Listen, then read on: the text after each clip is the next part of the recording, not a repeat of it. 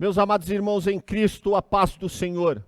Que bom ter você aqui conosco mais uma vez para juntos aprendermos a palavra do Senhor. Deus abençoe você, Deus abençoe sua casa, toda a sua família.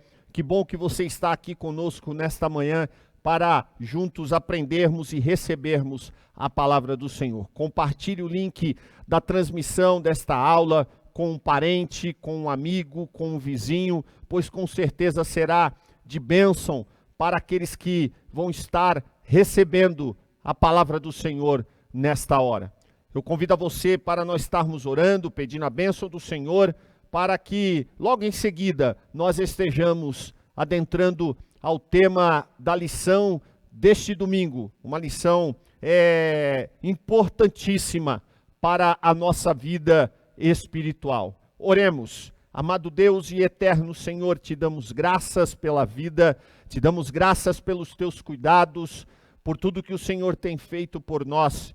Te agradecemos por estarmos mais uma vez juntos para aprendermos e recebermos a tua palavra.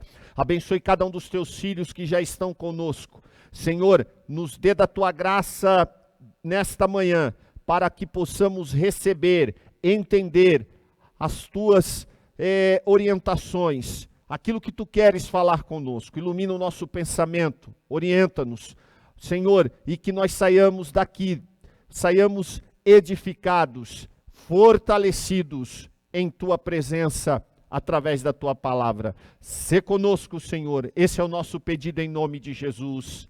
Amém. Meus amados irmãos, nós chegamos então no último trimestre, começamos o último trimestre deste ano de 2022, onde nós demos aí o início do estudo sobre o livro do profeta Ezequiel. Sim, o livro do profeta Ezequiel. Nós iniciamos o estudo deste livro tão interessante e importante que conta parte da história ou o final da história da nação de Judá antes de Jerusalém cair diante do Império Babilônico.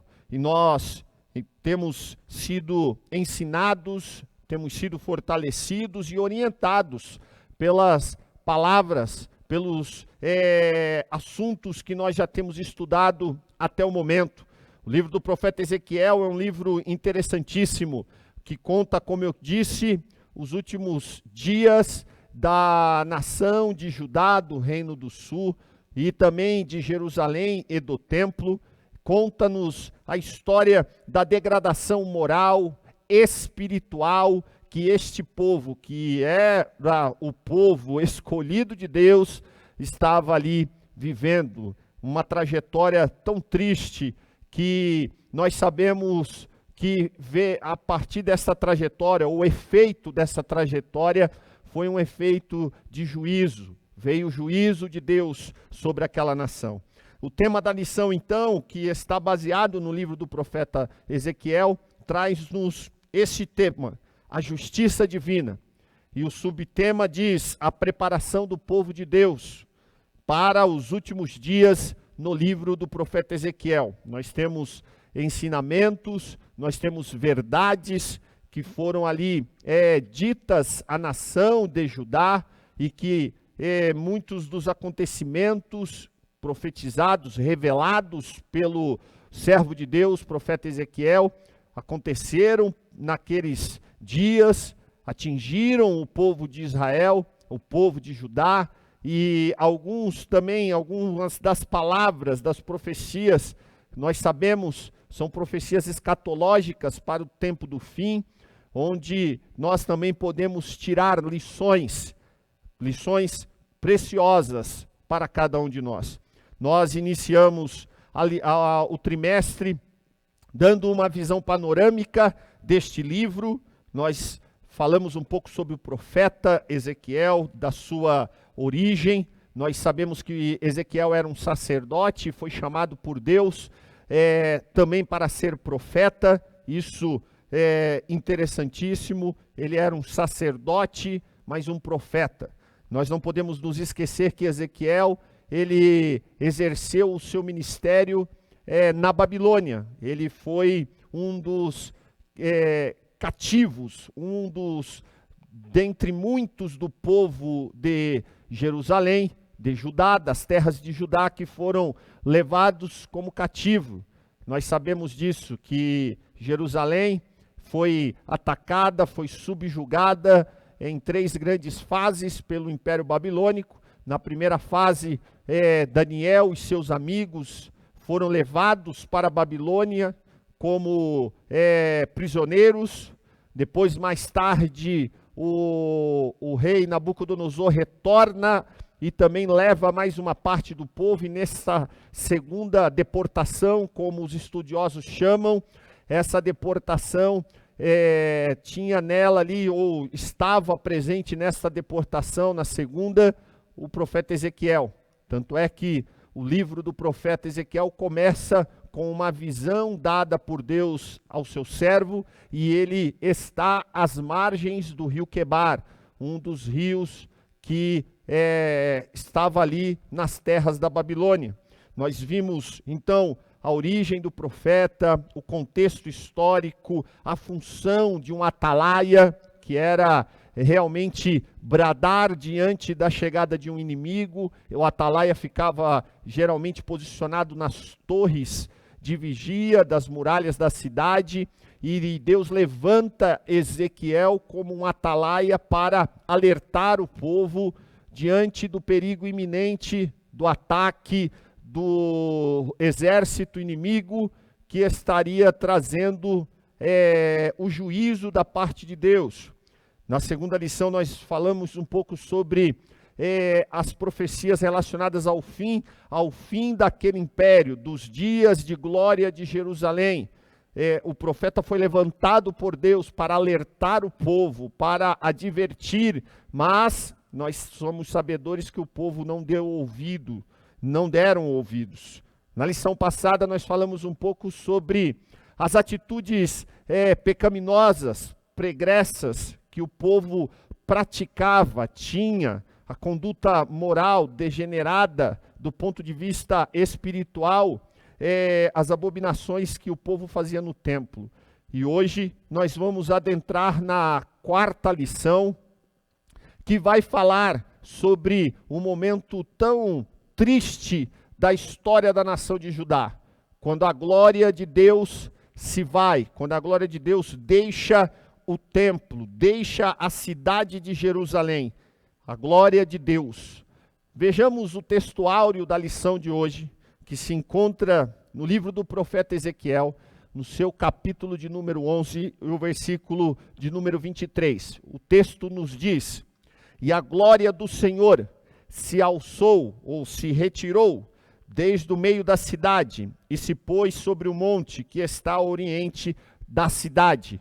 Os irmãos são sabedores que o profeta Ezequiel é considerado o profeta das visões, pois ele tem visões da parte de Deus a respeito de acontecimentos para aquele momento da história do povo, acontecimentos futuros que ocorreriam por conta do pecado, das transgressões do povo, e acontecimentos escatológicos. Ezequiel é tido como profeta das visões.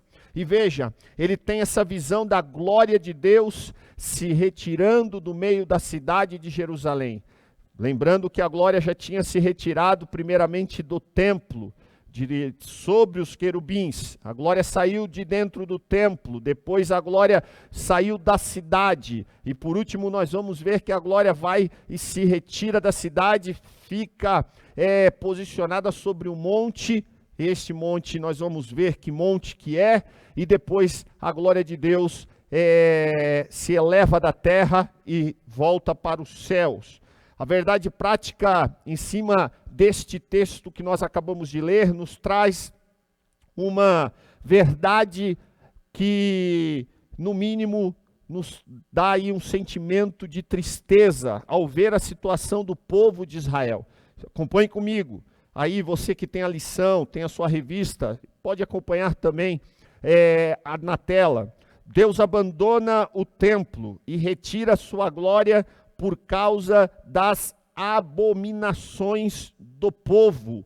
Ou seja, Deus abandona o templo, a casa onde ele disse que habitaria, a casa que levaria o seu nome, a casa onde o seu nome seria glorificado. Deus se retira do templo em função das inúmeras abominações, pecados, transgressões, idolatrias que o povo estava cometendo ali, diante do próprio Deus.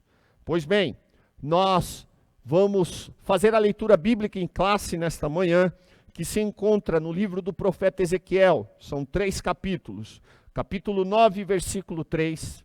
Capítulo 10, versículos 4, 18 e 19. E por último, nós vamos ler o capítulo de número 11 do livro do profeta Ezequiel, os versículos 22, 23, 24 e 25. Esses textos vão nos mostrar esta sequência da retirada da glória de Deus, da saída da glória de Deus do meio do povo. Acompanhe comigo, veja só, Ezequiel capítulo 9, versículo de número 3. E a glória do Deus de Israel se levantou do querubim, sobre o qual estava, até a entrada da casa, e clamou ao homem vestido de linho que tinha o tinteiro escrito à sua cinta. Veja só, a glória de Deus estava sobre o querubim. Provavelmente, este querubim era os 2 querubins posicionados sobre a arca do concerto. Os 2 querubins que estavam no propiciatório. Então, a glória de Deus se retira de cima do propiciatório, se retira do Santo dos Santos. Agora nós vamos ler o versículo de número 4 do capítulo 10. Então se levantou a glória de sobre o querubim para a entrada da casa. A glória de Deus se levantou do querubim que estava lá no templo, lá dentro do santuário, no Santo dos Santos, e foi para a porta do templo. E encheu-se a casa de uma nuvem, e o átrio que estava diante da porta, se encheu do resplendor da glória de Deus. Versículo 18. Então saiu a glória do Senhor da entrada da casa, e parou sobre os querubins. E aí estes querubins já são os querubins, aquela visão celestial que o profeta Ezequiel tem, envolvido aqueles seres da glória de Deus. A glória de Deus sai do Santo dos Santos sobre o propiciatório, vai para a porta do templo. Na porta do templo, aí há uma sequência que os querubins, aquela visão que ele tem, eles são envolvidos por esta glória. Versículo de número 19. E os querubins alçaram as suas asas e se elevaram da terra aos meus olhos, quando saíram, e as rodas os acompanhavam, e pararam à entrada da porta oriental da casa do Senhor. Veja, e a glória do Deus de Israel estava no alto sobre eles. Que visão tremenda! Ezequiel vê a glória de Deus se retirando do Santo dos Santos, indo para a porta do templo. Da porta do templo, a glória de Deus se movimenta por cima dos querubins, aqueles seres angelicais. Da porta vai para a entrada do átrio, que seria como se fosse um portão de entrada, e a glória do Senhor fica ali sobre eles. Olha o versículo agora de número 22 do capítulo 11. Então os querubins elevaram as suas asas, e as rodas as acompanhavam, e a glória do Deus de Israel estava no alto sobre eles. Então os querubins, os anjos, sobre os anjos, a glória de Deus, e além desta figura dos anjos, dos querubins, a glória de Deus, com aquele resplendor, tomando estando sobre os querubins, ele também vê essas rodas que simbolizam aí a glória do Senhor se movimentando, a glória do Senhor pairando em qualquer lugar. Claro, há condições para este qualquer lugar. Veja só o texto do versículo 23. E a glória do Senhor se alçou desde o meio da cidade e se pôs sobre o monte que está ao oriente da cidade. Olha a sequência. Versículo 24.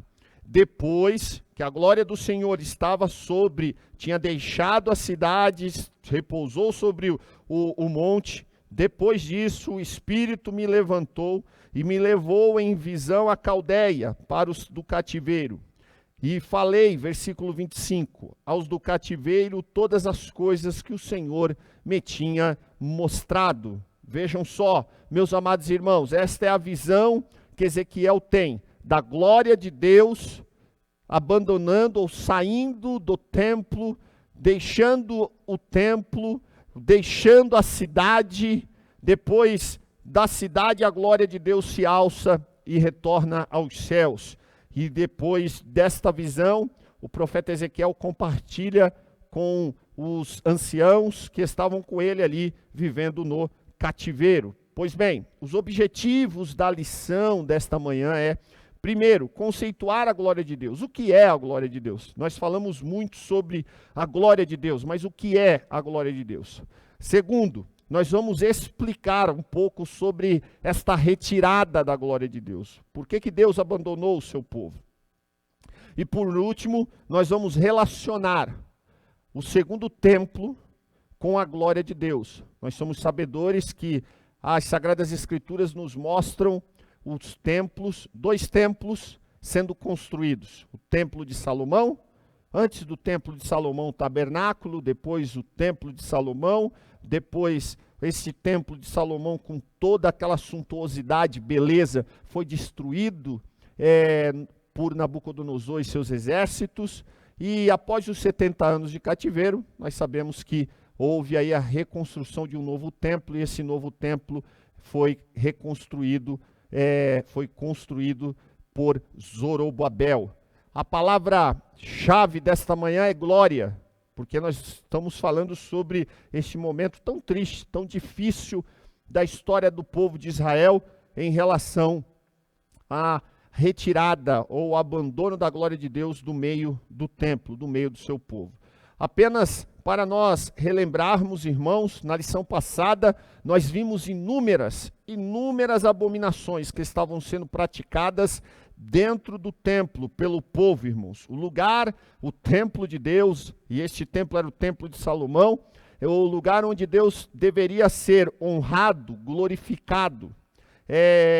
Veja bem, nós não podemos nos esquecer que o profeta Ezequiel tem esta visão, e ele está onde? Ele está na Babilônia, ele está entre aqueles que foram levados cativos. Se você puder, abra sua Bíblia no livro do profeta Ezequiel, capítulo de número 1, apenas para relembrá-los e deixar isso muito bem fixado. No 5º dia do mês, veja o versículo 1, vamos ler o versículo 1 do capítulo 1.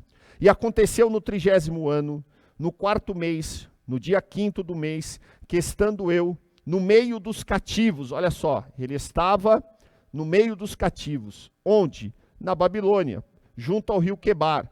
Se abriram os céus e eu vi as visões de Deus. Então, o profeta Ezequiel aí, a partir desse momento, ele começa a ter visões. A primeira visão que ele tem é da glória de Deus. Depois, no capítulo de número 8, que foi o texto que nós estudamos semana passada, nós vimos o que Deus mostra para Ezequiel, as abominações, as terríveis abominações que o povo praticava.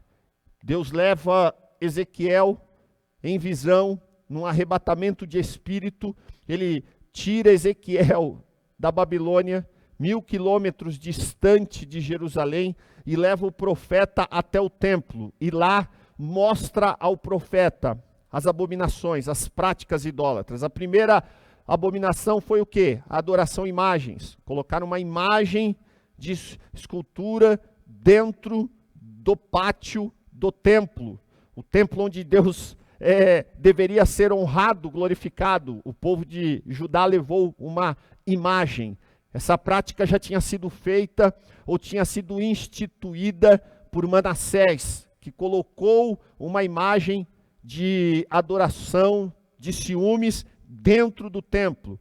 Outra coisa que Deus mostra e revela ao homem de Deus, profeta Ezequiel, adoração a figuras de animais. Essas figuras estavam pintadas, gravadas na parede, nas paredes internas do templo. E Deus revela isto ao profeta Ezequiel. Ele enxerga 70 anciãos, 70 homens, representando ali os líderes da nação de Judá. Estes estão com seus incensos, adorando e entregando ali as suas orações a essas imagens gravadas de animais, de répteis. Depois nós vemos mulheres chorando, lamentando por um deus da mitologia, da cultura babilônica, o deus Tamuz, que segundo a mitologia babilônica era o responsável pelas vegetações, pela produção do campo. Essas mulheres estavam diante do templo, chorando, se lamentando por este deus Tamuz. E por último, uma terrível abominação, no átrio na frente do templo, 25 homens, irmãos, de costas para o templo e adorando o sol.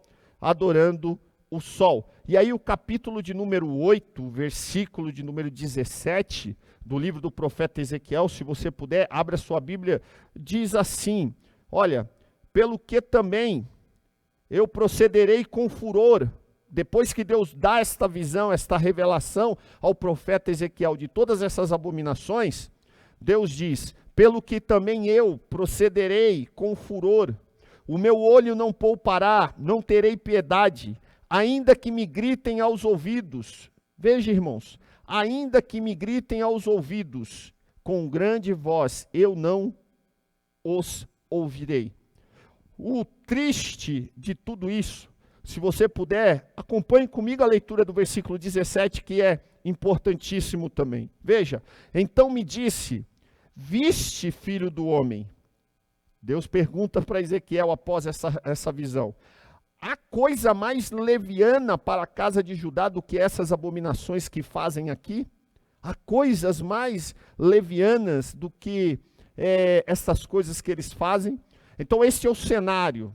O povo de Israel procedendo de maneira ímpia, uma postura idólatra, e a idolatria espiritual, ela é tida como o pecado da prostituição. A introdução da aula nesta manhã, e isso para os irmãos entenderem, porque nós estamos falando agora, nós vamos entrar agora no tema, quando a glória de Deus se vai. Por que a glória de Deus se foi? Por conta dessas abominações. Por conta de terem levado para dentro do templo abominações que não agradavam a Deus. E aqui nós temos que tomar cuidado e fazer até uma menção da conclusão da aula passada, porque é uma continuidade. A conclusão da aula passada nos trouxe essa seguinte reflexão, para aplicarmos isso para nós. O que aconteceu com Israel nos ensina sobre a responsabilidade na santidade, com a adoração e o estilo de vida também para os dias atuais pelos crentes em Jesus. Meus irmãos, nós não precisamos trazer nenhuma prática mundana para dentro dos nossos templos. Nós não precisamos trazer inovações para dentro da casa do Senhor. Nós não podemos, nós não devemos, porque isto não agrada a Deus. Não precisamos de luzes, não precisamos de escuridão, de fumaça, nós não precisamos disso. Nós temos que ter um culto cristocêntrico. Nós não podemos ter um culto voltado para o homem, para as personagens, ou para um personagem. Temos que tomar cuidado com isso. Oxalá que Deus nos guarde, porque a consequência de um povo idólatra, um povo que se afasta de Deus de maneira arbitrária ou de maneira consciente, como foi esta no povo de Israel, a consequência é o abandono de Deus a este povo. Foi isso que aconteceu com a nação de Israel. A introdução da aula de hoje, irmãos, nos traz este relato. Acompanhe comigo. A glória de Deus representava a presença de Yahvé no templo. A glória de Deus que se retirou, que Ezequiel viu, representava o próprio Deus ali no templo. Quando Deus mandou Moisés construir o tabernáculo, explicou a razão dessa ordem.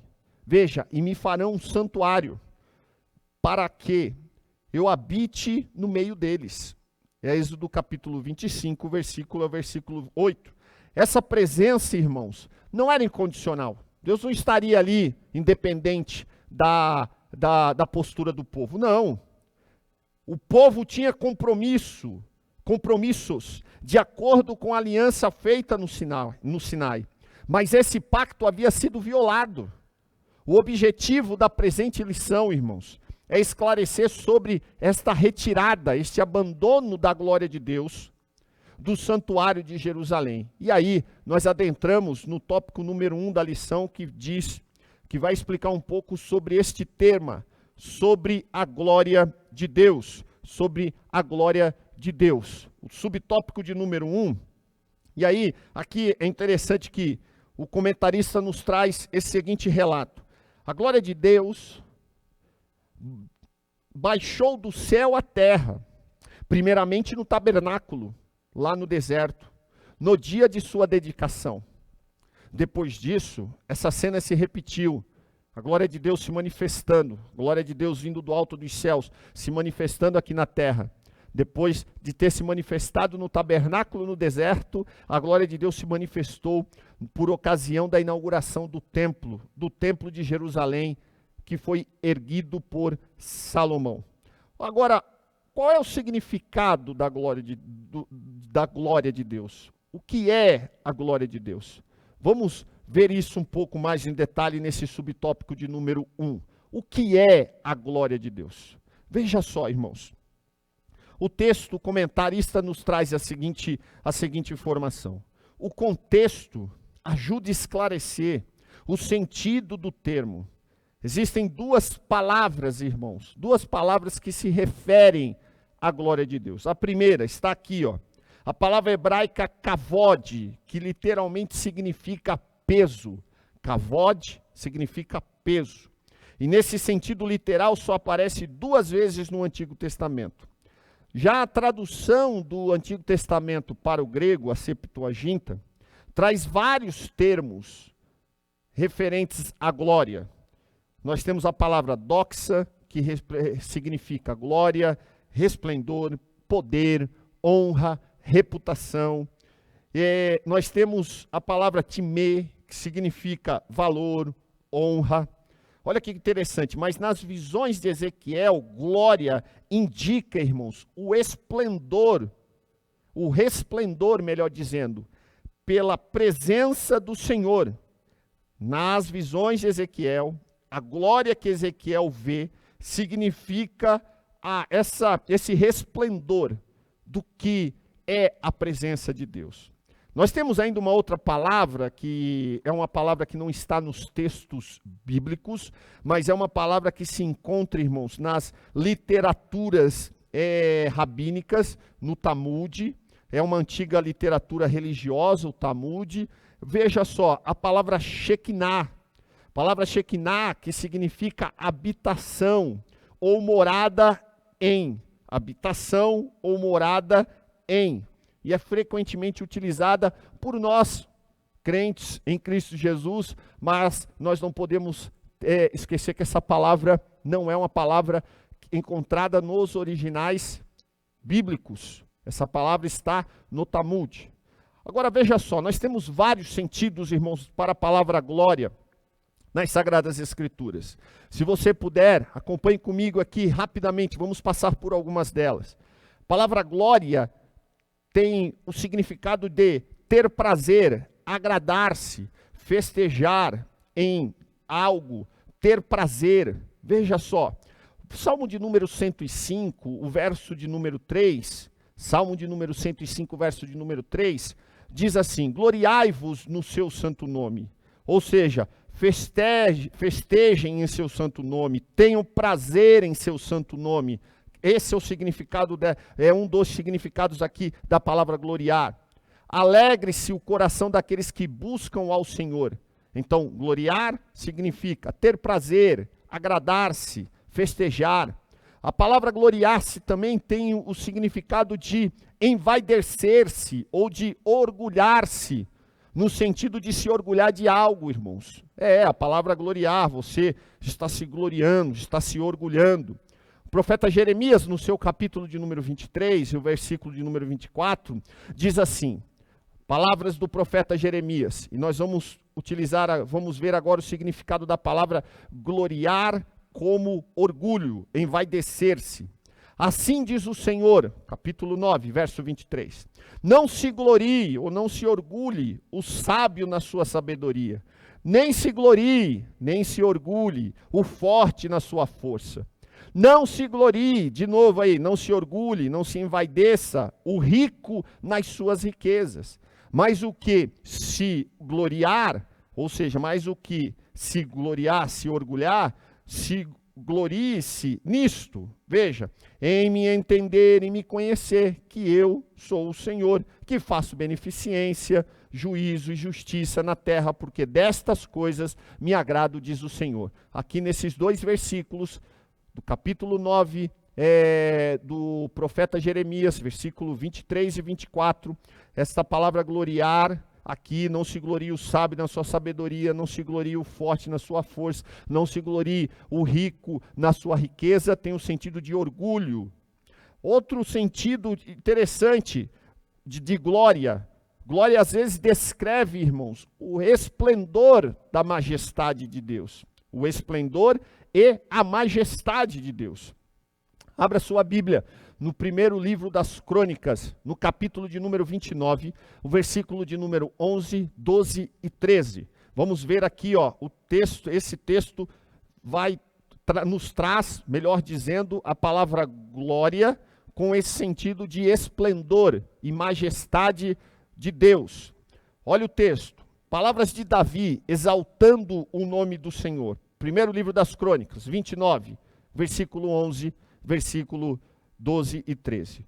Tua é, Senhor, a magnificência, e o poder, e a honra, e a vitória, e a majestade, porque teu é tudo, tudo quanto há nos céus e na terra, teu é, Senhor, o reino, e tu te exaltastes por cabeça sobre todos. E riquezas, veja, e glória vem de ti. Tu dominas sobre tudo, e na tua mão na tua mão há força e poder. E na tua mão está o engrandecer e o dar força a tudo. Agora, pois, ó Deus nosso, graças te damos e louvamos o nome da tua glória, e louvamos o nome da tua majestade, do teu esplendor. Olha um outro sentido da palavra glória. Agora, olha que interessante, acompanhe comigo, glória no aspecto celestial, em que a magnitude de Deus se irradia por todos os céus. Esse significado é interessantíssimo, e é aqui que está o significado desta glória que o profeta Ezequiel viu. Vou repetir, o que Ezequiel viu, ele viu a glória do Senhor, ou seja, ele viu o aspecto celestial, em que a magnitude de Deus se irradia por todos os céus. Aqueles seres angelicais, aquelas rodas, aquele resplendor, aquele cenário, aquele cenário celestial que Ezequiel tem nas suas visões, do capítulo 1, depois no próprio capítulo 8, e no capítulo 9, 10 e no 11, Ezequiel enxerga a glória de Deus no que diz respeito ao seu aspecto celestial. Acompanhe comigo, abra sua Bíblia, Ezequiel capítulo 1, versículo 28. Diz assim, olha a visão, como Ezequiel descreve a glória de Deus, o aspecto celestial. Versículo 28 do capítulo 1. como o aspecto do arco que aparece na nuvem no dia da chuva, assim era o aspecto do resplendor em redor. Este era o aspecto da semelhança da glória do Senhor. Olha que interessante, irmãos. Este era o aspecto da semelhança da glória do Senhor. E vendo isto, caí sobre o meu rosto e ouvi a voz que me falava. Então, Ezequiel vê o aspecto celestial da magnitude e da grandeza de Deus. E isso ele chama de glória. Por último, a glória de Deus pode ser também considerada como a invasão da realidade de Deus na nossa esfera. Quando nós dizemos que a glória de Deus está no ambiente, isso tem que estar bem claro para nós, que é quando Deus se manifesta, a realidade de Deus se manifesta no nosso meio, entre nós. Aqui nós temos que glória, irmãos, que esta glória, no que diz respeito dessa manifestação da realidade de Deus no nosso meio, define a ação de Deus pela qual ele toma a sua glória, o seu resplendor, que existe desde a eternidade, a glória de Deus, essa majestade, toda essa grandeza e essa infinitude existe desde a eternidade, faz com que ele passe, irmãos, atravesse o véu que separa a nossa realidade da realidade celestial. Ou seja, Deus rasga este véu que separa o natural do espiritual. E aí ele revela alguns parâmetros, ele revela coisas no tempo e no espaço para nós, que foi o que ele fez com Ezequiel, a respeito do seu esplendor e da sua grandeza, a beleza de Deus. Então, isto é o que nós podemos dizer da glória de Deus. Então, guarde bem isso. A glória de Deus, aqui nesse significado, do contexto da nossa lição, a glória de Deus é o aspecto celestial, em que a magnitude de Deus se irradia por todos os céus. E a glória de Deus é esta invasão, né? É esta invasão do ser de Deus, da realidade de Deus na nossa realidade. E foi isso que Ezequiel teve como experiência. Veja só, vamos falar agora no subtópico 2, a glória de Deus. Acompanhe comigo. Veja, a glória de Deus, ela se manifestou aos filhos de Israel quando Moisés dedicou, irmãos, o tabernáculo a Deus. Quando Moisés dedicou o tabernáculo a Deus no deserto. Era a presença de Deus no meio do povo, irmãos. Para ajudar um pouco nesse entendimento do que é a glória de Deus, nós podemos fazer a seguinte pergunta: qual é a diferença entre a santidade de Deus e a glória de Deus?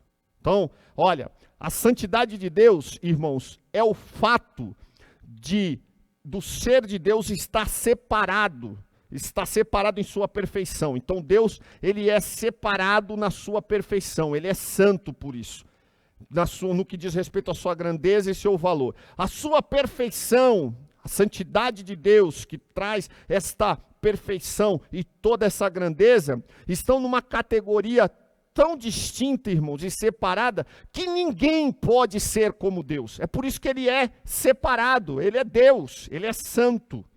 Ninguém pode chegar a este patamar que Deus está, no que diz respeito à santidade.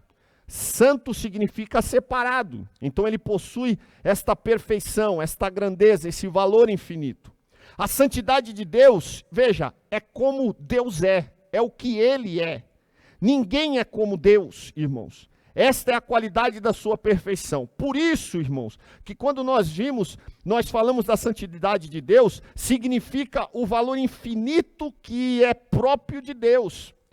Se os irmãos puderem acompanhar comigo, pensem, Isaías capítulo 6, versículo de número 3, Isaías tem a visão do trono de Deus. E quando ele enxerga o trono de Deus, ele enxerga aqueles anjos, aqueles seres celestiais, os serafins, dizendo, clamando, Santo, Santo, é o Senhor dos exércitos. E toda a glória, o que vem em seguida está dizendo, e toda a terra está cheia da sua glória. Então nós podemos dizer que poderíamos esperar que o profeta dissesse que a terra estaria cheia da sua santidade. Não é assim? Porque ele viu os anjos, os serafins clamando em alta voz, Santo, Santo, Santo é o Senhor dos exércitos. Aí a frase que ele escuta é, e a terra, toda a terra está cheia do quê? Da sua glória.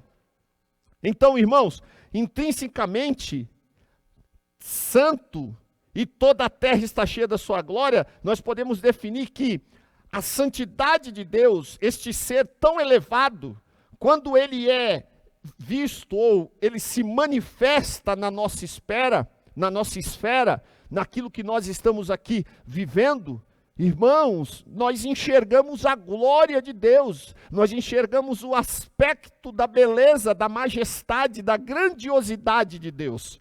Veja isso, irmãos. E foi isso que Israel teve aí ao longo da sua trajetória. Veja só, a glória de Deus, irmãos, é a manifestação da beleza da sua santidade. E Deus se manifestou no meio do povo de Israel quando o tabernáculo foi inaugurado. Acompanhe comigo, Êxodo, é um texto interessantíssimo, Êxodo capítulo 40, e o versículo de número 34, 35, é um texto que está na nossa revista. Veja, olha só, a nuvem cobre o tabernáculo. Então, versículo 34, então a nuvem cobriu a tenda da congregação, e a glória do Senhor encheu o tabernáculo. A glória do Senhor encheu o tabernáculo. O Deus Santo, Todo-Poderoso, na sua infinita grandeza, majestade, a beleza do Todo-Poderoso Deus expressa ali na sua santidade, ela é vista por conta da sua glória, que é manifestada e tangível aos olhos através desta nuvem. Veja, Deus fala para Moisés que ele seria santificado no meio do povo se eles chegassem a ele, e com isso ele seria glorificado. É interessante isso, irmãos. Então, quando a santidade de Deus vem a público, aí é a maneira com a qual ele evidencia, que ele deixa claro a sua santidade, para que as pessoas percebam. Então a glória de Deus é a manifestação da sua santidade. Os irmãos vão entender por que a glória, começam a entender por que a glória de Deus abandonou o templo, porque como um Deus santo, um Deus na sua infinita santidade, grandeza e beleza, pode se misturar com práticas idólatras. Então a glória de Deus sai do meio de todo esse paganismo e se retira. Que coisa, irmãos, isso é tremendo, profundo. Veja, a glória de Deus se manifestou lá no tabernáculo que nós vimos, no deserto, mas também a glória de Deus se manifestou no dia da inauguração do templo de Salomão. Então, compreender em certo sentido, é perceber a santidade de Deus, é ver a glória e, portanto, glorificá-lo. Então aqui nós temos uma tentativa, irmãos, de definir o que é glória de Deus. A glória de Deus é a beleza e a grandeza infinita das inúmeras perfeições de Deus. Olha que coisa interessante, irmãos. O povo inaugurando o templo erigido por Salomão. Segundo livro das Crônicas, se você puder, acompanhe comigo. Segundo livro das Crônicas. A glória de Deus é evidenciada no dia da inauguração do templo. Segundo o livro das Crônicas, capítulo de número 5, versículo de número 13 e 14. Segundo o livro das Crônicas, capítulo 5, versículo 13 e 14. E quando eles, veja, irmãos, uniformemente tocavam as trombetas e cantavam para fazerem ouvir uma só voz, bendizendo e louvando ao Senhor, e quando levantavam eles a voz com trombetas e símbolos, e outros instrumentos, né, músicos, para bendizerem ao Senhor, porque era bom, porque a sua benignidade, durava para sempre. Então a casa se encheu de uma nuvem.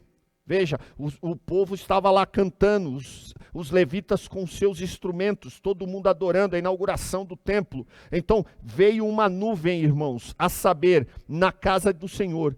E essa nuvem era a glória de Deus, porque a santidade de Deus estava sendo ali, irmãos, vista por aquela nuvem que representava a glória, que glorificava, que simbolizava a glória do Todo-Poderoso Deus. Diante disso, os sacerdotes, versículo 4, não podiam ficar em pé para ministrar. Por quê? Por causa da nuvem, porque a glória do Senhor encheu a casa. A glória do Senhor encheu a casa. Que coisa tremenda, irmãos. A glória de Deus é a infinita grandeza e a beleza das suas inúmeras perfeições. Por isso o salmista, no Salmo de número 19, ele também diz que os céus proclamam a glória de Deus. Só um ser infinito, grandioso, maravilhoso, pôde ter aí esta capacidade de criar coisas tão belas, tão perfeitas, tão interligadas, tão intrínsecas uma na outra, como a natureza. Por isso que a própria natureza manifesta esta grandeza de Deus, manifesta a glória do Senhor. Glórias ao Senhor. Então, nós chegamos aí ao término, a sinopse deste tópico, que nos traz a expressão glória de Deus, aparece no livro de Ezequiel como a presença de Deus. Sim, como a presença de Deus, mas nós não podemos nos esquecer que essa presença era o aspecto celestial, em que a magnitude de Deus se irradiava por todos os lados. Também nós não podemos nos esquecer que essa glória visualizada por Ezequiel, na presença daquele ser angelical, daqueles querubins, era a invasão da realidade de Deus na esfera humana. Deus invade a esfera de Ezequiel e dá a ele a realidade celestial. É isso que nós entendemos nesse primeiro tópico sobre a glória de Deus, sobre o que viu o profeta Ezequiel, tá bom? Vamos lá para o tópico de número 2, sobre a retirada da glória de Deus. Aqui nós temos uma sequência muito bem definida, que a lição nos traz, baseada no texto que nós estamos estudando. Veja só, a glória de Deus primeiro se levantou de sobre o querubim que estava na arca da aliança, sobre o propiciatório. A arca, uma vez que a glória se levantou dali, ela passou para a entrada do templo. Nós falamos isso na leitura bíblica inicial. Depois ela pairou sobre os querubins que estavam à porta e afastou-se completamente do templo. Veja a sequência. Saiu do templo, foi para a porta do templo, depois se ausentou-se completamente do templo e por fim a glória de Deus se ausenta da cidade de Jerusalém e vai para o Monte das Oliveiras, para um monte que estava próximo da cidade de Jerusalém. Subtópico 1 traz para nós o querubim e a nuvem. Aqui há uma pergunta, o profeta está se referindo aos dois querubins que estavam ali sobre o propiciatório. Os irmãos são sabedores que o propiciatório era aquela tampa da arca do concerto, aquela tampa que ficava sobre a arca, e dentro da arca tinha ali 3 elementos: um pote com o maná que Deus mandava no deserto para alimentar o povo de Israel, a vara de Arão que floresceu e também as tábuas com os 10 mandamentos escritas pelo próprio Deus.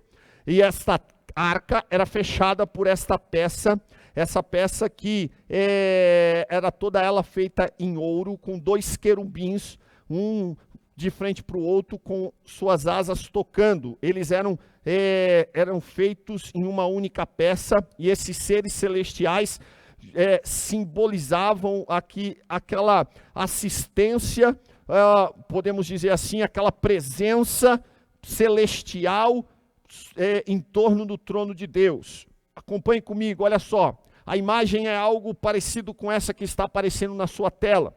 E o texto de Êxodo, capítulo de número 25, versículo 11 e 22, nos traz essa seguinte descrição. Olha o que Deus orienta a Moisés quanto à construção do propiciatório, daquela peça ali que os irmãos estão vendo sobre a arca. E porás o propiciatório, versículo 21 do capítulo 25 de Êxodo. E porás o propiciatório em cima da arca, depois que houver exposto na arca do testemunho que eu te darei. E ali, olha só, irmãos, aqui é o grande significado do propiciatório, o significado que tinha. E ali virei a ti e falarei contigo de cima do propiciatório, do meio dos dois querubins, que estão sobre a arca do testemunho. Tudo que eu te ordenar para os filhos de Israel. Então, Deus se manifestava, né, dentro do tabernáculo, e daqui a pouco, e nós já vamos ver aqui que no templo também, sobre os querubins. A glória de Deus se manifestava ali sobre o propiciatório. A arca e o propiciatório também foram colocados no templo de Salomão.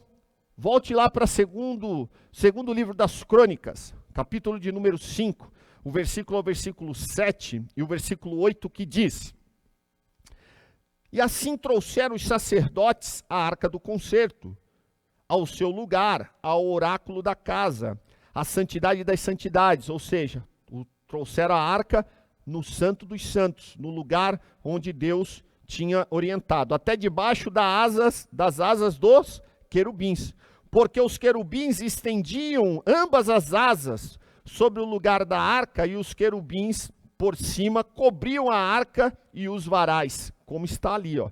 Era essa peça, irmãos. Veja, agora o profeta está se referindo a estes querubins, ao propiciatório, ou ele está se referindo, irmãos, a respeito daquela visão que Ezequiel tem dos querubins em torno da glória de Deus?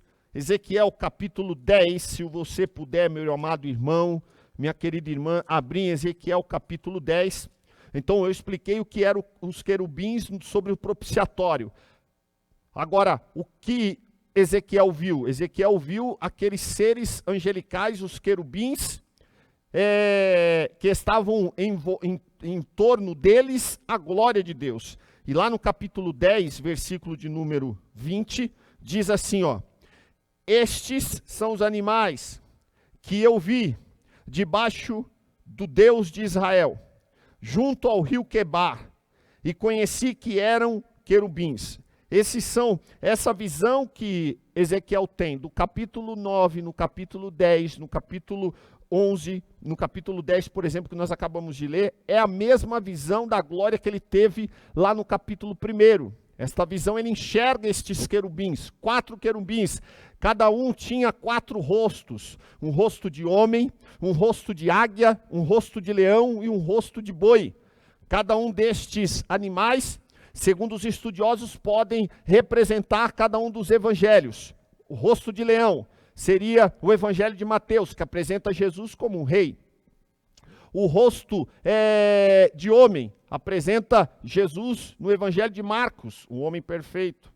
Veja só, irmãos. O rosto de boi, o servo sofredor, que é o evangelho de Lucas. E o evangelho segundo escreveu João, está ali representado pela águia, porque Deus se manifesta através do seu Filho, e o próprio Jesus é o Filho de Deus, com toda essa perfeição e toda essa beleza que a águia tem. Assim, esses estudiosos comparam esta visão. O fato, irmãos, é que a presença de Deus, a presença de Deus estava se retirando do meio do templo. Quer seja que essa glória que Ezequiel viu se retirou de sobre o propiciatório, lá da arca, ou se retirou dos querubins que estavam ali no templo, irmãos, o ponto-chave e crítico aqui é que essa presença estava se retirando. Depois de tantos anos, a presença de Deus acompanhando a nação de Israel no deserto, no tabernáculo, o povo via a glória de Deus, a coluna de fogo, a nuvem sobre o tabernáculo durante o dia, o fogo à noite. Quando a nuvem se movimentava, era um sinal de que o arraial tinha que se movimentar. O povo vivia imerso nesta dinâmica da manifestação da glória de Deus. Depois no templo de Salomão, irmãos, quando o templo foi inaugurado, o templo foi saturado. Nós lemos ali segundo livro das Crônicas, capítulo 5, depois se você pegar também o segundo livro, no capítulo de número 7, você também vai ver que a glória de Deus saturou a casa, saturou o ambiente, irmãos. Então a glória de Deus fazia parte da vida, da dinâmica da vida do povo de Israel. É interessante, veja só, capítulo 7, versículo de número 1 do segundo livro das Crônicas. E acabando Salomão de orar, desceu fogo do céu e consumiu o holocausto. É esta imagem aqui, vamos voltar um pouco, esta imagem aqui, ó. Acabou, segundo livro, estou lendo agora, segundo livro das Crônicas, capítulo 7, versículo de número 1. E acabando Salomão de orar, desceu fogo do céu e consumiu o holocausto e os sacrifícios, e a glória do Senhor encheu a casa, e os sacerdotes não podiam entrar na casa do Senhor, porque a glória do Senhor tinha enchido a casa do Senhor. Então a manifestação do poder de Deus, a manifestação da glória de Deus, era algo comum no meio do povo, e esta glória se manifestou no tabernáculo, depois se manifestou no templo que foi levantado por Salomão. A glória de Deus fazia parte da vida, do cotidiano da nação de Israel. Mas agora, irmãos, e aí nós adentramos aqui no subtópico 2, veja, aqui um pouco do que nós acabamos de falar, a glória no tabernáculo, a glória no templo posteriormente. Aí agora nós entramos na situação propriamente dita sobre a retirada da presença de Deus. Voltemos para o texto de Ezequiel, se você puder. É sempre bom nós estarmos continuamente visitando os textos para que a aula seja bem fixada. Capítulo 10, versículo 18, o texto diz assim: Então saiu a glória do Senhor da entrada da casa e parou sob os querubins. Veja, irmãos, a glória do Senhor aqui sai da casa, sai do templo. O povo estava perdendo aquilo que tinha mais de precioso. O que era mais precioso para o povo não era o templo, não era a arca, não era toda aquela beleza do culto levítico com os seus sacrifícios. O mais importante que o povo tinha desde os dias do deserto era a presença do Todo-Poderoso Deus, e ela estava indo embora. Nós não podemos, irmãos, trocar a presença de Deus por nada. Moisés, quando roga a Deus no capítulo 33 do livro do Êxodo, Deus fala: eu não vou mais com vocês, vocês podem ir, podem caminhar. E Deus falou: não, Senhor, não retires de nós a tua presença, não nos faça arredar o pé daqui, não nos deixe dar um só passo sem a tua presença. Mais tarde, Davi, um homem segundo o coração de Deus, cai, comete erros terríveis, comete violências, práticas abomináveis diante do Senhor, mas ele se converte. Ele se aquebranta e chega diante de Deus. Salmo 51, verso 11. Senhor, não retires de mim a tua presença, porque sem a presença de Deus não dá para viver. E o povo de Israel aqui agora neste momento capítulo 10, versículo de número 18, novamente, então saiu a glória do Senhor da entrada da casa e parou sobre os querubins. A glória do Senhor estava deixando o templo.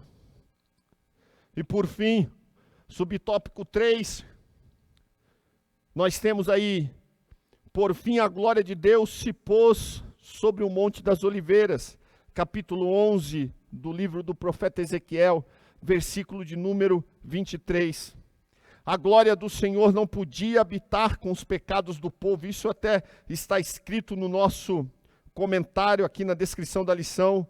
A presença de Deus no templo era privilégio de Israel, mas isso exigia responsabilidade, de modo que a glória de Deus não podia habitar com os pecados do povo. Mas a casa de Deus estava sendo profanada, irmãos. Capítulo 11, versículo de número 21.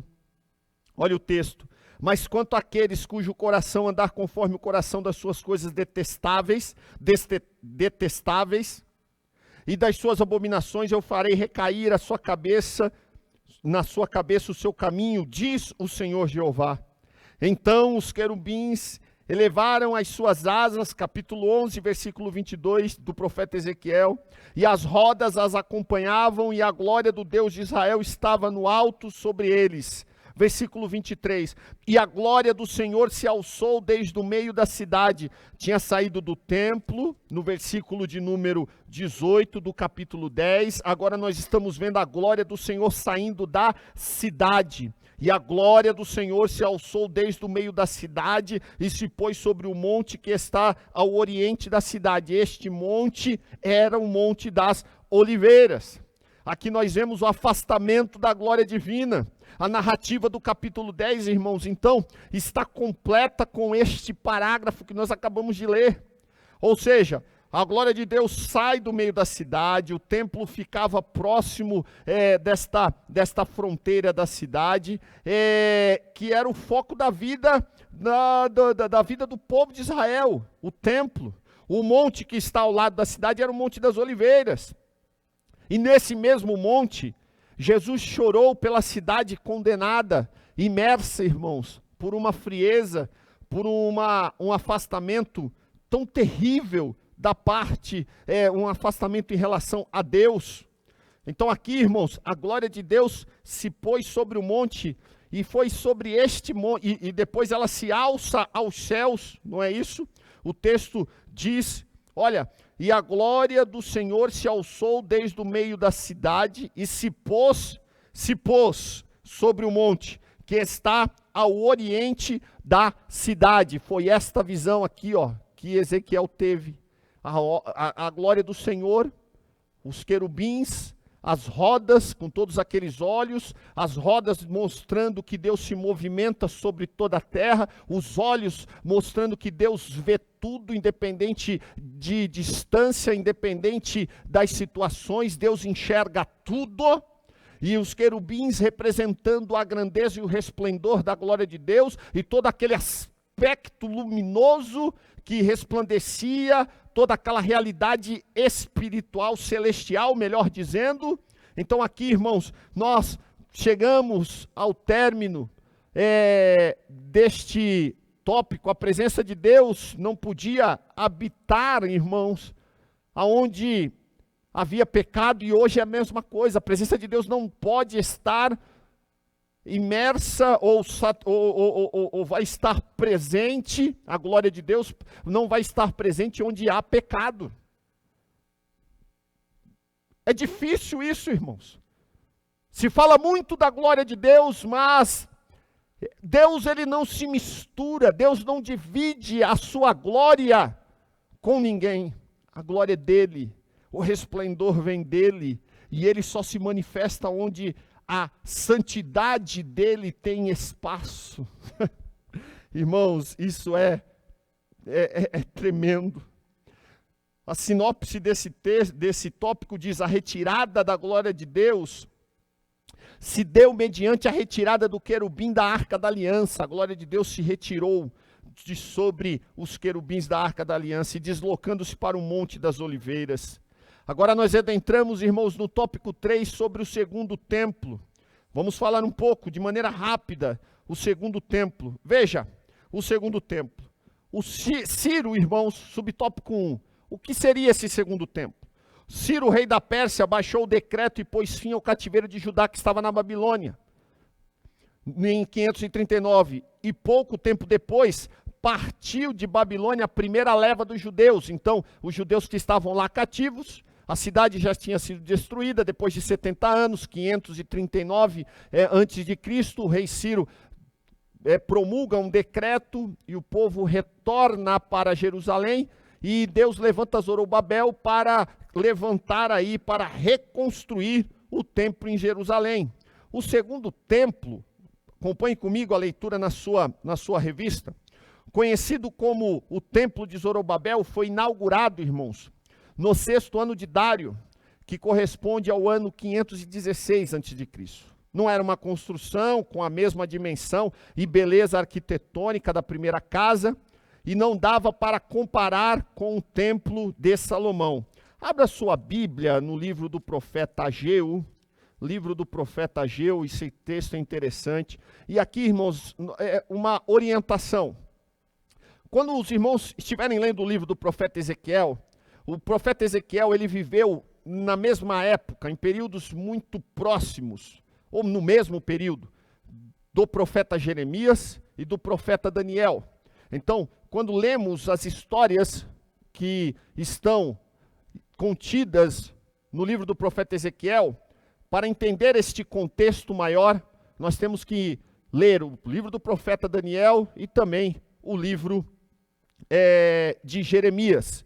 Agora, irmãos, Ageu já é um período pós-Babilônia, pós o cativeiro. Ageu, junto com Zacarias, um outro profeta da parte de Deus, são os dois servos do Senhor levantados para animar o povo, para fortalecer o povo que estava retornando do cativeiro. E nessa primeira leva do retorno do cativeiro, o povo tinha como principal objetivo, que era dado por Deus, para que estivessem reconstruindo o templo. Veja só, irmãos, capítulo de número 2, versículo de número 3. No 7º ano, vou ler o versículo 1. No 7º mês, ao 21º do mês, veio a palavra do Senhor pelo ministério do profeta Ageu, dizendo: falai agora a Zorobabel, filho de Sealtiel, príncipe de Judá, e a Josué, filho de Josadaque, sumo sacerdote, e ao resto do povo, dizendo: quem há entre vós que, tendo ficado, viu esta casa na sua primeira glória? Então, ele está perguntando, olha, quem já estava vivo quando o templo de Salomão, o primeiro templo de Salomão, ainda estava com aquela glória? E como a vedes agora? Porque ele está falando para aqueles que retornaram pós o cativeiro babilônico e chegaram em Jerusalém, e Deus está falando, olha, vocês viram esta casa? Quem é que viu esta casa? E quando ele está falando quem viu esta casa, ele está apontando para as ruínas do templo. Quem viu esta casa nos tempos de glória? E como é que vocês estão vendo agora? Não é esta nada como não é esta como nada em vossos olhos comparada com aquela. Ora, pois, esforça-te, Zorobabel, diz o Senhor, esforça-te, Josué, filho de Josadaque, sumo sacerdote, esforçai-vos todo o povo da terra, diz o Senhor, e trabalhai, porque eu sou convosco, diz o Senhor dos exércitos. Porque o povo estava reconstruindo agora o templo, reconstruindo agora o segundo templo. O templo de Salomão tinha sido destruído, e agora Zorobabel, junto com Josué, esse Josué que era um sumo sacerdote, ele vem para reconstruir juntamente, eles vêm para reconstruir o templo. Veja, olha, capítulo 5 do livro de Esdras, que também conta aí na mesma orientação. Leiam o livro do profeta Ageu, junto com o livro do profeta Zacarias, e, ao mesmo tempo, o livro de Esdras, porque Esdras viveu no mesmo tempo de Zacarias e de Ageu. Agora abra sua Bíblia em Esdras, capítulo de número 5, diz aqui, ó. Ageu e Zacarias exortam os judeus a continuarem a construção do templo. Versículo 1, e Ageu, o profeta, viu? Que nós acabamos de ler agora. E Zacarias, filho de Ido, profeta, profetizaram aos judeus que estavam em Judá e em Jerusalém. Em nome do Deus de Israel lhes profetizaram.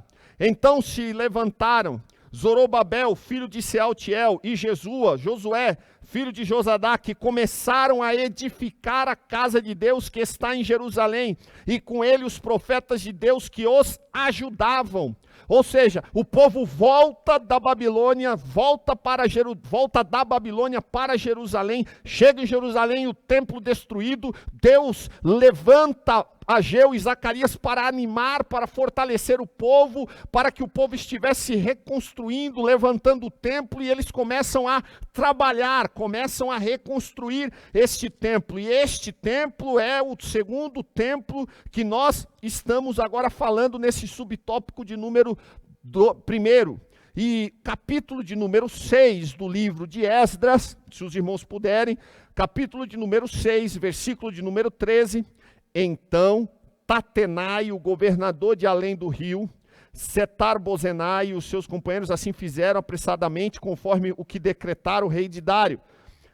E os anciãos dos judeus iam edificando e prosperando pela profecia do profeta Ageu e Zacarias, filho de Ido, e edificaram a casa e a aperfeiçoaram, conforme o mandado do Deus de Israel e conforme o mandado de Ciro e de Dário e de Artaxerxes, rei da Pérsia. E acabou-se esta casa, o segundo templo, no dia 3º do mês de Adar, que era o 6º, no ano do reinado do rei Dário. E eles ofereceram, veja o versículo 16, e os filhos de Israel, e os sacerdotes, e os levitas, e o resto dos filhos do cativeiro, fizeram a consagração desta casa de Deus com alegria, e ofereceram para a consagração desta casa de Deus 100 novilhos, 200 carneiros, 400 cordeiros, e 12 cabritos, por expiação do pecado de todo o povo, segundo o número das tribos de Israel. Que coisa interessante, irmãos, e eles estavam ali, ó, estavam edificando agora, estavam na verdade inaugurando o segundo templo.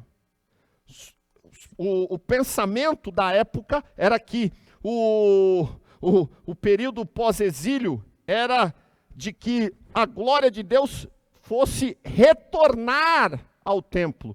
Agora esse templo reconstruído por Zorobabel. Mas no dia da inauguração nós não vemos isso.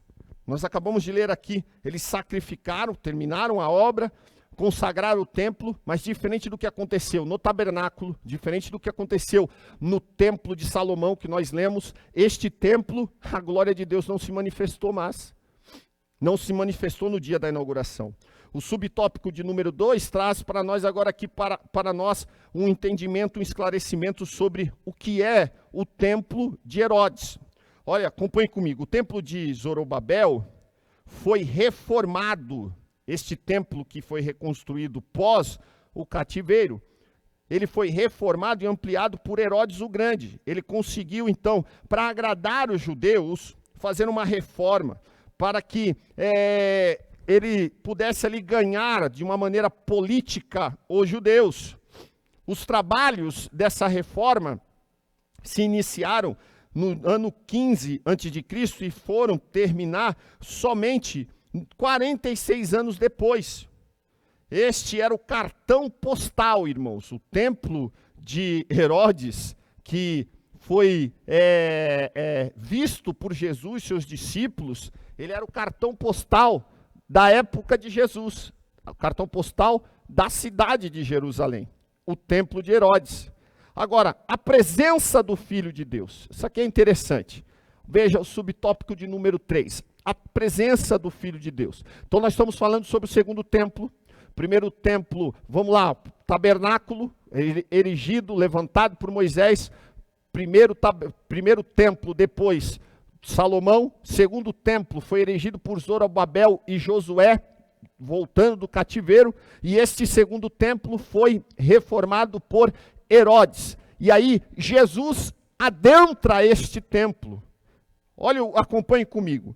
Não há registro não há registro de que a glória do Senhor tenha enchido a casa no dia da inauguração por Zorobabel, diferente do que aconteceu com Moisés e nos dias de Salomão.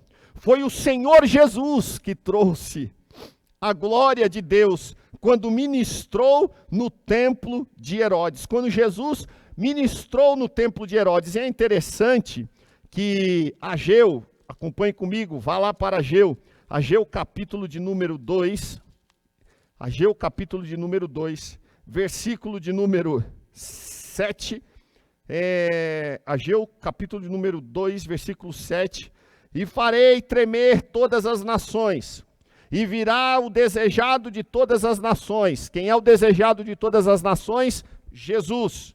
E encherei esta casa de glória, diz o Senhor dos Exércitos.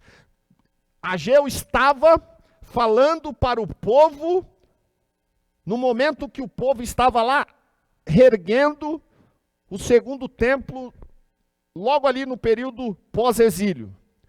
Esta profecia não se cumpriu nos dias de Ageu, porque nós não temos relatos dizendo que a glória se manifestou no templo de Zorobabel, nos dias de Ageu e Zacarias.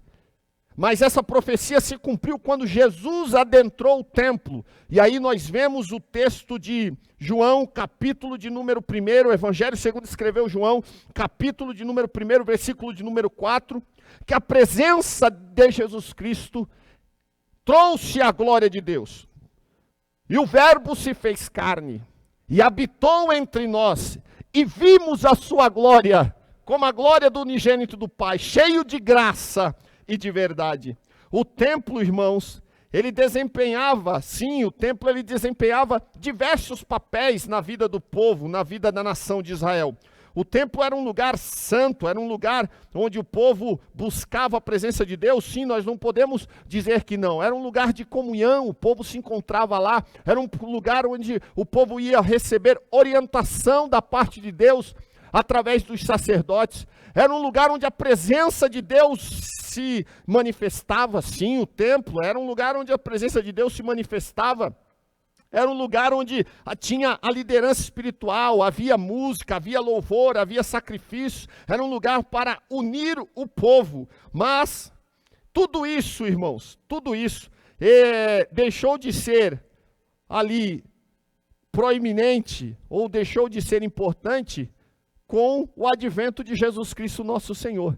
E aqui nós mostramos o resumo deste tópico agora é que não há registro no Antigo Testamento de que a glória do Senhor tem enchido este templo aí, o templo de Zorobabel, que foi reformado por Herodes e que no dia da inauguração a glória de Deus não se manifestou nele como foi manifestada no tabernáculo e no templo de Salomão. Mas essa glória foi realmente foi vista quando Jesus adentrou a este templo. E agora nós chegamos no último tópico, que é sobre o Senhor Jesus e o templo. O Senhor Jesus e o templo. Nós já estamos indo para o último tópico da nossa aula de hoje.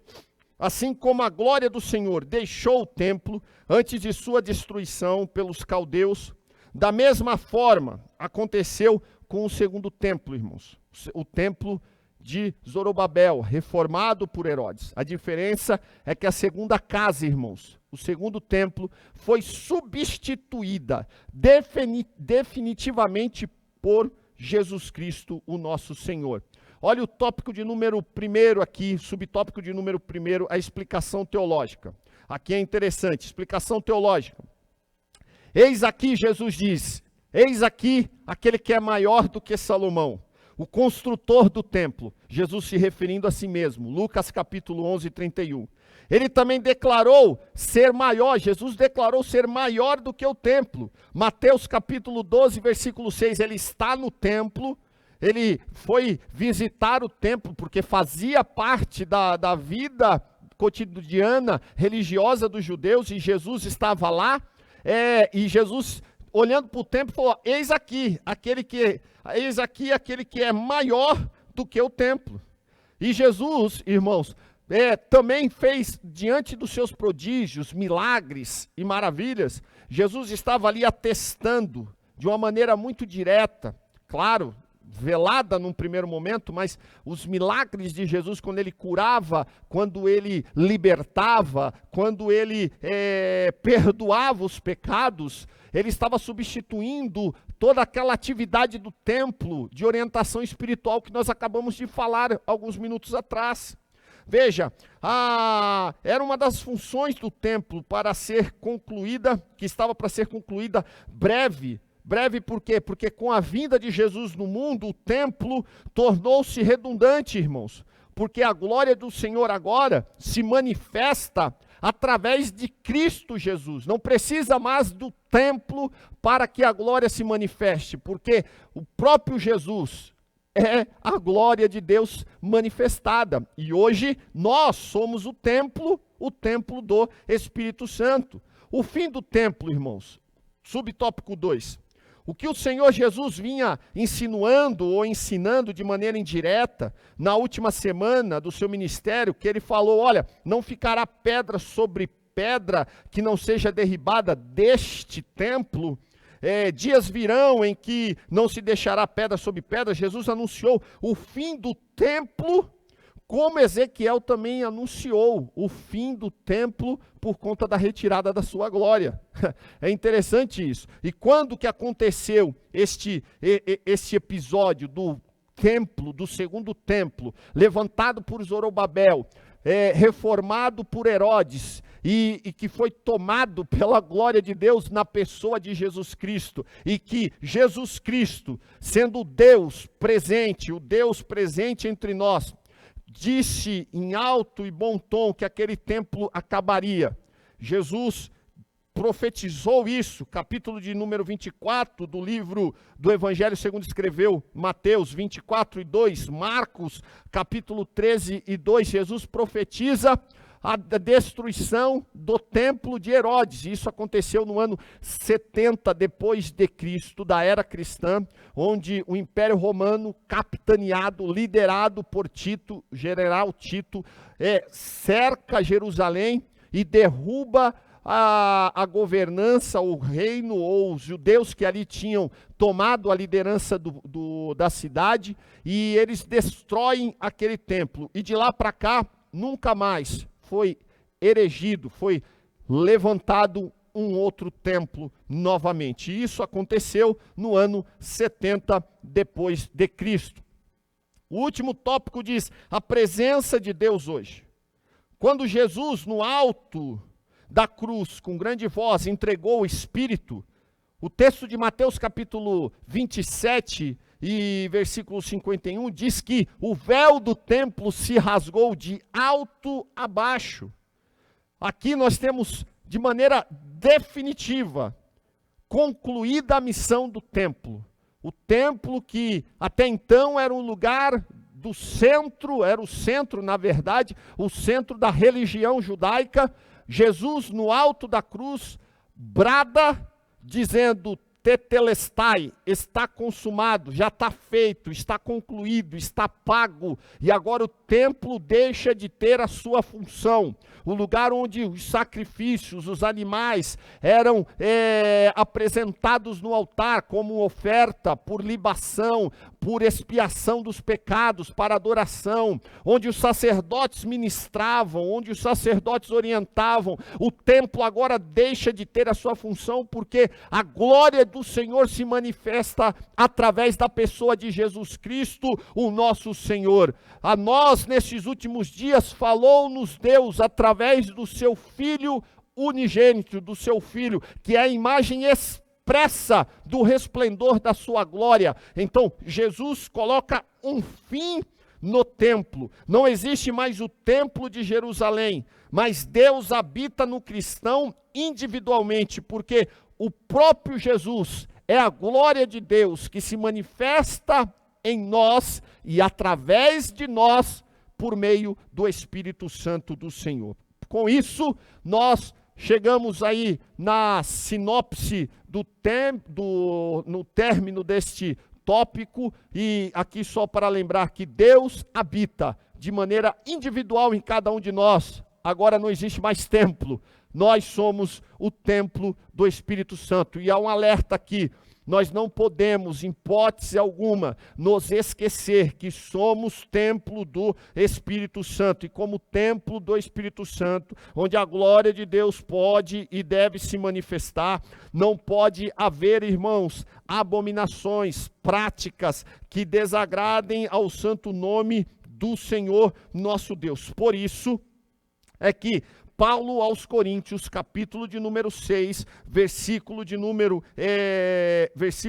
18, ele diz assim, 1 Coríntios, capítulo de número 6, versículo de número 18, fugir da prostituição, todo pecado que o homem comete é fora do corpo, mas o que se prostitui peca contra o seu próprio corpo. Ou não sabeis que o nosso corpo é o templo do Espírito Santo que habita em vós, proveniente de Deus, e que não sois de vós mesmos, porque fostes comprados por bom preço? Glorificai, pois, a Deus no vosso corpo e no vosso espírito, os quais pertencem a Deus. O templo lá de Jerusalém perdeu a sua função com o advento do Messias. Jesus colocou um fim naquele propósito de ter um templo. Agora nós somos o templo do Espírito Santo, a presença de Deus está em nós através do seu Espírito, a glória de Deus se manifesta em nós. Entretanto, há um condicional tal qual havia para o templo em Jerusalém: temos que viver uma vida em santidade, temos que viver uma vida segundo os preceitos, princípios e valores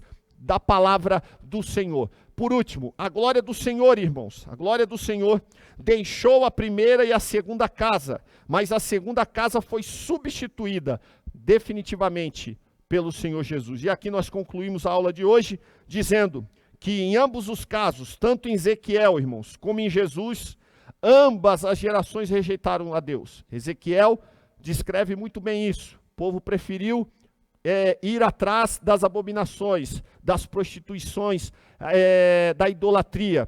Assim como nos tempos de Jesus, eles substituíram a glória de Deus, substituíram a justiça de Deus pela sua própria justiça. Então, nós hoje temos que tomar muito cuidado para que nós não venhamos cair no mesmo erro. Deus abençoe os irmãos. Muito obrigado pela sua participação. Que o Senhor Jesus possa fazer com que você entenda e viva o que nós aprendemos hoje, pois é de suma importância. Não deixemos a glória do Senhor se afastar das nossas vidas. Na semana que vem, nós vamos dar continuidade ao estudo do livro do profeta Ezequiel e vamos falar sobre os falsos profetas. O profeta Ezequiel, um homem de Deus, o servo de Deus, teve que combater estes falsos profetas também.